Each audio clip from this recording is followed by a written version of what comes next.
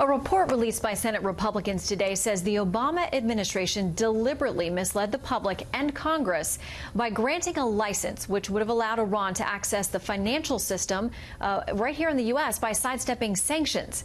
Former Obama officials say it was all part of the spirit of the Iran nuclear deal, part of the benefits they promised to Iran. Well, Chairman of the Senate's Permanent Subcommittee on Investigations, Senator Rob Portman, joins us now to discuss this report that's caught a lot of people by surprise. Senator, thanks for joining us. Thanks for having me on. I appreciate it. So what exactly was going on here? What did you uncover? Well, we spent 2 years looking at this because we heard rumors that there was some sort of a sanctions violation by the administration, that they had allowed Iran to have access to our financial system.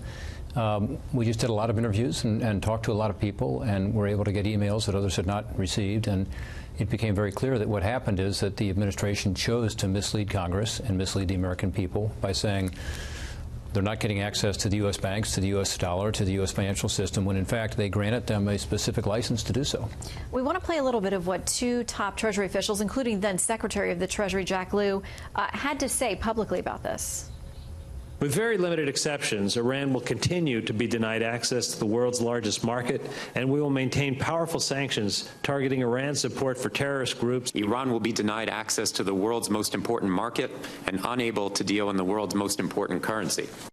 Okay, so that was back in 2015, shortly after the deal had come together. But what you later found is in the spring of 2016, this administration, the previous administration, actually granted a license which would have allowed them to do what they needed to do, which was get the currency translated into something that they could then spend. And they were angry with the administration, or frustrated that they didn't think they were getting what they had agreed to under the deal.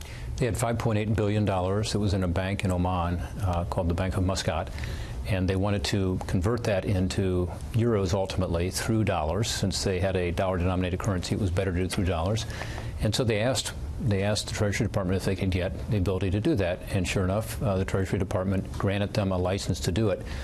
Now, what's interesting is they went to the two big U.S. banks that would be the appropriate banks to do this. Both banks said, no, we want nothing to do with this. This is wrong. In other words, the reputational risk and the legal risk was too high. So ultimately, the dollars were not provided to be able to convert that currency. And over time, they converted it to euros, as we understand it, in small amounts in Europe, much less efficiently. But the point is, at that time, the administration was saying, we're not allowing the U.S. financial system to be used, we're not allowing the dollar to be used, we're keeping all of our sanctions in place. Only the secondary sanctions on others are we allowing the Iranians to have access to, when in fact they were granting this license. So it's just wrong. And look, it's important that we flesh that out, because now, with regard to the next Iran agreement, or with regard to our agreement with North Korea or others, we're going to require more transparency, I hope, and that's part of our recommendations.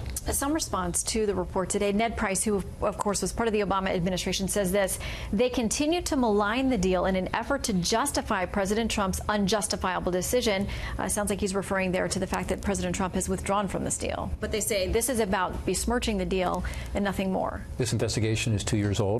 It began long before we knew President Trump would be president, much less that he would pull out of the Iran agreement. But it was done, in a totally straight-up objective way. And, we found that this had occurred, and I think it's important the American people know about it. And that, again, for the future, we have better transparency. Anytime there's this kind of a special license granted, we ought to know about it. Congress ought to know. The American people ought to know. In this case, it was kept from us, I think because, as you said earlier, Iran was frustrated. They were angry. We know this from public documents as well as private documents now. And I think they wanted to be sure Iran would stay with the agreement. And so they were willing to do something that, was counter not just to what they said they were going to do, but counter to the approach here, which was that U.S. sanctions would stay in place. Is there any legal liability here? What does it say to you more broadly about the previous administration's desire to get and lock in and keep this deal in place? Well, it says that they were willing to do things that they shouldn't do in order to both get the Iranians to the table and then keep them at the table and hold the agreement. And look, there was a vote in the United States Senate. People forget about this sometimes. The vote was a majority Republican and Democrat vote against the Iran agreement. It wasn't the necessary 2/3, which we had to have had under the rules, but it was a vote against it. Normally, if you have a treaty, of course, you have to have a 2/3 vote in order to approve it. The administration knew they couldn't get that, so they did not seek this to be a treaty. But then when there was a vote on this issue in Congress, sure enough, a majority of the United States Congress said, this is not a good agreement. And I think that's one reason the president chose, because he was able to, without it being a treaty, to pull back and to say, let's put together something that makes more sense. Well, I know that it's been a long process. It certainly flew under our radar. We had no idea this was in process, but I know that Democrats also worked with you on this. They ultimately chose not to sign the final product, but so folks know they were part of the investigation.